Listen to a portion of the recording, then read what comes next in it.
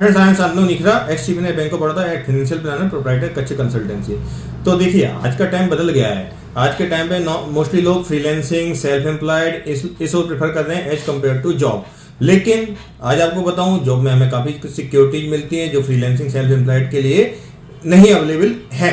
लेकिन हाँ, अगर वो प्रॉपर फाइनेंशियल प्लानिंग करते हैं तो वो सारी सिक्योरिटी है। तो आज बात करेंगे 4 पॉइंट्स की, जिससे सेल्फ एम्प्लॉयड या फ्रीलांसर भी अपनी लाइफ को सिक्योर कर सकते हैं। सबसे पहला जो होता है, देखिए, हेल्थ इंश्योरेंस। मल्टीनेशनल कंपनी या कोई भी बड़ी कंपनी होती है अपने एम्प्लॉयज को हेल्थ इंश्योरेंस देती है, जिससे उसके बीमारी के केस में उसका सेविंग प्रोटेक्टेड रहता है, उसके सेविंग नहीं टूटती है। हाँ, तो उसके लिए आप भी क्या कर सकते हैं, आप भी एक अच्छा हेल्थ इंश्योरेंस ले लीजिए। आपको कभी भी बीमारी में पैसा खर्च हो तो वो आपकी सेविंग प्रोटेक्ट रहे। साथ में आप इसमें डेली कैश बेनिफिट भी ले सकते हैं कि जितने टाइम आपका लॉस रहे इनकम का, वो भी आपका सेव रहे।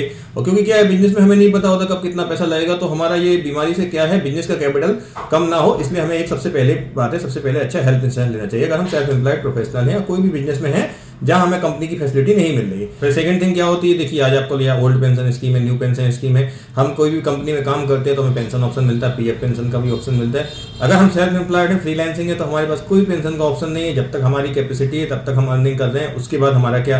तो सेकंड प्लानिंग की बात आती है रिटायरमेंट प्लानिंग की। तो हमें फिर रिटायरमेंट प्लानिंग के लिए भी तैयार रहना चाहिए। हमारे पास तमाम ऑप्शन, आप एनपीएस में इन्वेस्ट कर सकते हैं, आप अटल पेंशन योजना ले सकते हैं, और भी दूसरी सारी इंश्योरेंस की तमाम रिटायरमेंट स्कीम आती है, जिस आपका जो भी टारगेट है उसके हिसाब से आप स्कीम को चूज कर सकते हैं। तो सेकंड थिंग हो गई अपना रिटायरमेंट प्लानिंग। फिर थर्ड थिंग आती है अपना इंश्योरेंस, अपने बिजनेस को इंश्योर करना। कल के दिन कोई कैलेमिटी होती है, चाहे जैसे अर्थक्वेक है, फ्लड है, उसमें हमारा बिजनेस का स्टॉक का लॉस हो सकता है, मशीनरी का लॉस हो सकता है, बिल्डिंग प्रीमाइसेस शेड का लॉस हो सकता है। तो इसमें हमारी तमाम कंपनी भारत सूक्ष्म, भारत लघु ऐसे इंश्योरेंस प्रोवाइड कराती है, जिसमें हम अपनी स्टॉक को, अपनी मशीनरी को, अपने प्लांट को, अपने शेड को, सबको इंश्योर कर सकते हैं। तो ये चीज हमें इंश्योर करके चलना चाहिए, जिससे कभी कोई सडन कैलेमिटी आती है, उसका भी कोई ठिकाना नहीं है, कब कोई भी आ जाएगी, तो वो करना चाहिए। फिर फोर्थ थिंग आती है, अगर हमने वर्कमैन रख रखे हैं और हमारा प्रोफाइल ऐसा है कि जहाँ वर्कमैन को कोई नुकसान हो सकता है, चोट लग सकती है, मतलब उसका कोई हैंडीकैप हो सकता है, तो उसके लिए हमें होता है एक वर्कमैन कंपनसेशन इंश्योरेंस।